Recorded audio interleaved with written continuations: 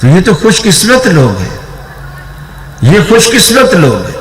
لوگ سمجھتے ہیں کہ مولانا عبداللہ گرداسپوری رحمت اللہ علیہ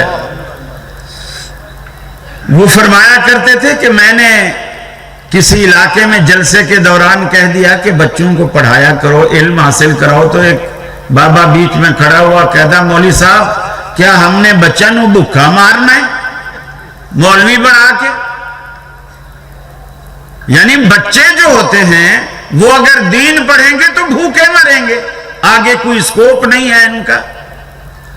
تو میں نے کہا بھلے مانس مجھے یہ تو بتا کہ دنیا میں کبھی کہیں سنا ہے ریڈیو میں، ٹی وی میں، اخبارات میں یا ویسے زبانی کلامی کوئی خبر آئی ہو کہ کسی علاقے میں کوئی مولوی بھوک سے مر گیا ہے؟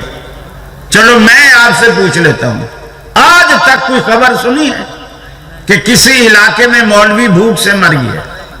پھر وہ کہتے تھے ہاں یہ ضرور سنا ہوگا کہ فلاں علاقے میں مولوی زیادہ کھا کے مر گیا، زیادہ کھا کے مر گیا، بھوک سے نہیں مرے گا۔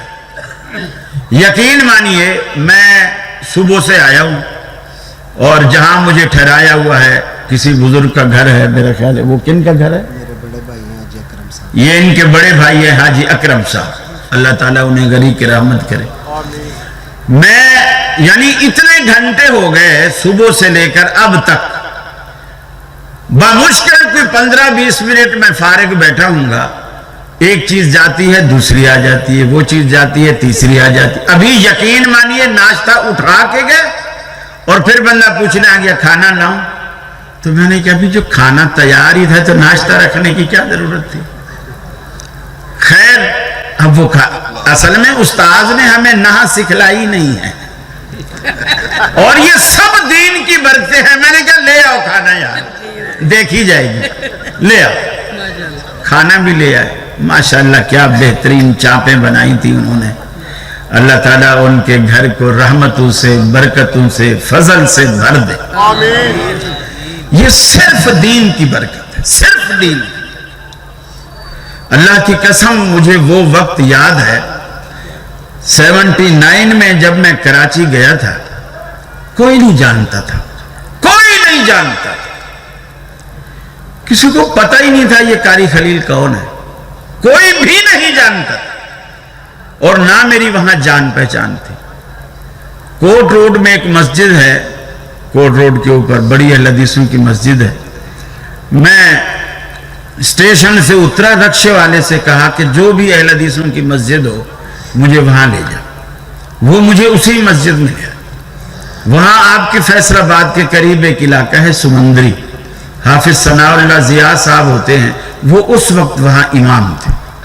میں ان سے جا کے ملا، میں نے کہا میں یونیورسٹی میں پڑھنے آیا ہوں، یہاں میری جان پہچان نہیں، اتنا پیسہ نہیں کہ میں ہاسٹل کو افورڈ کر سکوں، میں ہاسٹل میں فیس نہیں پے کر سکتا، ہاسٹل کے اخراجات برداشت نہیں کر سکتا، مسجد والے مجھے مفت رہنے کی جگہ دے دیں، باقی میں کھانا پینا انشاءاللہ ٹیوشن پڑھا کے یہ کر کے میں اپنا کر لوں گا۔ اس نے تو حامی بھر دی، لیکن شام کو جب انتظامیہ والے آئے، اللہ کی قسم انتظامیہ والوں نے کہا مولوی صاحب آپ نے اجازت دے دی، اگر یہ رات کو گھڑی اتار کے پنکھا اتار کے چلا گیا تو کون دے گا؟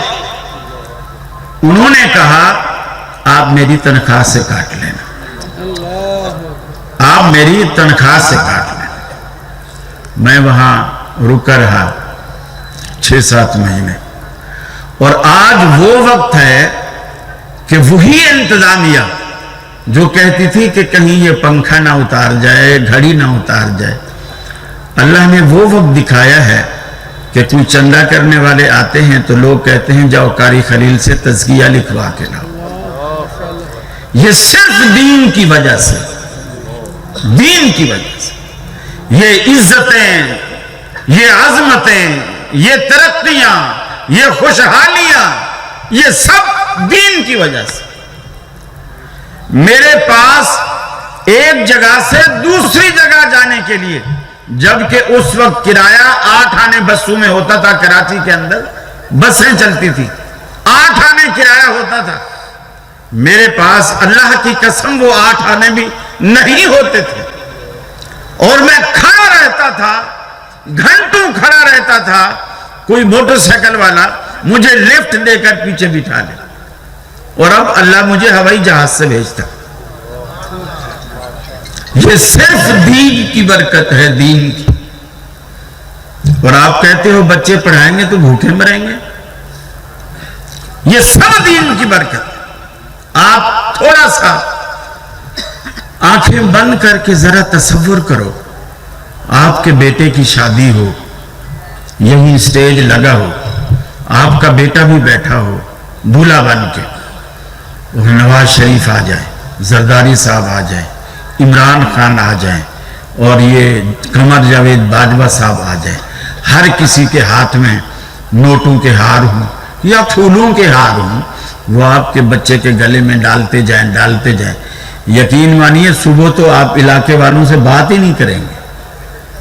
آپ علاقے والوں سے بات کرنا پسند نہیں کریں گے کہ میری شادی میں آرمی چیف آیا ہے, عمران خان آیا ہے, نواز شریف آیا ہے, زرداری صاحب آئے ہیں, میرے بیٹے کے گلے میں اس نے پھولوں کے ہار ڈالے ہیں.